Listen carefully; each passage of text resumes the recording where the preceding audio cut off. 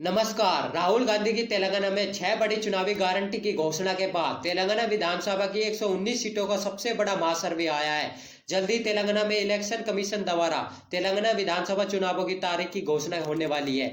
वहीं सभी पार्टियां अभी से ही चुनावी मोड में आ गई है। वहीं तेलंगाना की सभी पार्टियां अपने अपने जीत का दावा कर रही है। वहीं बड़े बड़े चुनावी वादे भी किए जा रहे हैं। वहीं राहुल गांधी ने कांग्रेस पार्टी की तरफ से 6 बड़े चुनावी वादे की गारंटी कर दी है।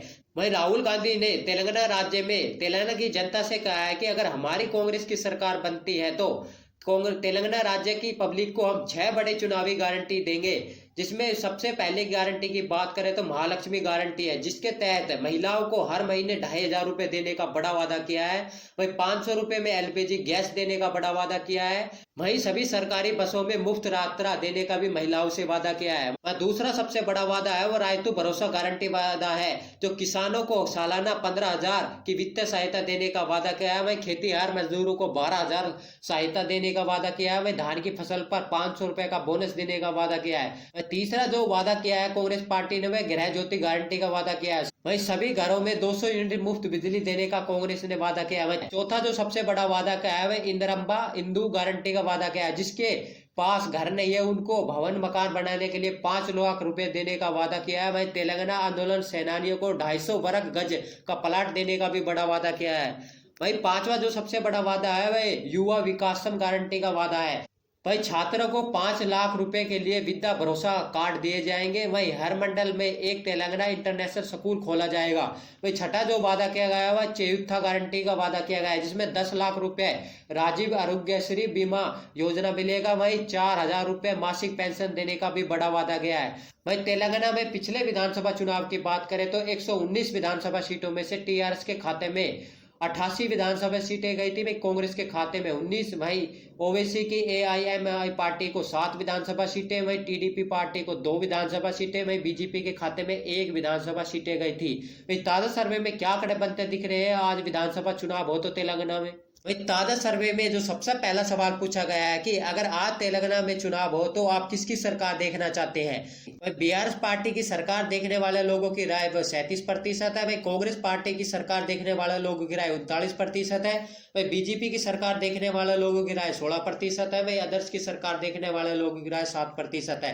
वही सर्वे में जो अगला सवाल पूछा गया कि आप किस पार्टी का मुख्यमंत्री देखना चाहते हो, तो बीआरएस पार्टी का मुख्यमंत्री के कहने वाले लोगों की राय 36% है। वही कांग्रेस पार्टी का मुख्यमंत्री कहने वाले लोगों की राय 40% है। वही बीजेपी का मुख्यमंत्री कहने वाले लोगों की राय 17% है। वही अन्य लोगों की कहने वाले लोगों की राय 8% है। ताजा सर्वे में जो अगला सवाल पूछा गया कि वर्तमान में चल रही सरकार के कामकाज से आप कितने संतुष्ट हैं। संतुष्ट कहने वाले लोगों की राय 31%, वही कम संतुष्ट कहने वाले लोगों की राय 19%, वही असंतुष्ट कहने वाले लोगों की राय 39%, वही पता है वह राय नहीं देने वाले लोगों की राय 11% है। वही ताजा सर्वे में जो अगला सवाल पूछा गया कि आगामी चुनाव में टक्कर किस किस पार्टी के बीच होने वाली है, तो बीआरएस व कांग्रेस के बीच कहने वाले लोगों की राय 59% है। वही बीजेपी और बीआरएस के बीच टक्कर होने वाले लोगों की राय 32% है। वही बीआरएस और अदर्स के बीच टक्कर होने वाले लोगों की राय 9% है। अब हम आप तेलंगाना की 119 विधानसभा सीटों का सभी जिलों का सर्वे दिखाने वाले हैं, किस जिले में किस पार्टी को कितनी सीटें मिलने वाली है। भाई सबसे पहले जिले की बात करें तो खम्मम जिला है, जहां पर 10 विधानसभा की सीटें आती है। तो बीआरएस के खाते में 1 विधानसभा की सीटें जा सकती है। बीजेपी के खाते में 2 विधानसभा की सीटें जाती हुई दिख रही है। भाई कांग्रेस पार्टी के खाते में 6 विधानसभा की सीटें जा सकती है। अदर्स के खाते में 1 विधानसभा की सीटें जाती हुई दिख रही है। वहीं अगले जिले की बात करें तो वारंगल जिला है, जहां पर 12 विधानसभा की सीटें आती है। तो बीआरएस के खाते में 4 विधानसभा की सीटें जा सकती है। बीजेपी के खाते में 3 विधानसभा की सीटें जा सकती है। कांग्रेस के खाते में 5 विधानसभा की सीटें जाती हुई दिख रही है। वहीं अगले जिले की बात करें तो नलगोंडा जिला, जहां पर 12 विधानसभा की सीटें आती है। तो बीआरएस के खाते में 3 विधानसभा की सीटें जा सकती है। वहीं बीजेपी के खाते में भी 3 विधानसभा की सीटें जाती हुई दिख रही है। भाई कांग्रेस के खाते में 6 विधानसभा की सीटें जाती हुई दिख रही है, यानी कि इस जिले में कांग्रेस पार्टी बढ़त बनाती हुई दिख रही है। वहीं अगले जिले की बात करें तो महबूबनगर जिला है, जहां पर 14 विधानसभा की सीटें आती है। तो बीआरएस के खाते में 4 विधानसभा की सीटें जा सकती है। बीजेपी के खाते में 3 विधानसभा की सीटें जाती हुई दिख रही है। कांग्रेस पार्टी के खाते में 7 विधानसभा की सीटें जाती हुई दिख रही है। वहीं अगले जिले की बात करें तो हैदराबाद जिला है, जहां पर 15 विधानसभा की सीटें आती है। तो बीआरएस पार्टी के खाते में 2 विधानसभा की सीटें जा सकती है। बीजेपी के खाते में भी 2 विधानसभा की सीटें जा सकती है। वहीं ओबीसी की पार्टी को यहाँ 6 विधानसभा सीटें जाती हुई दिख रही है।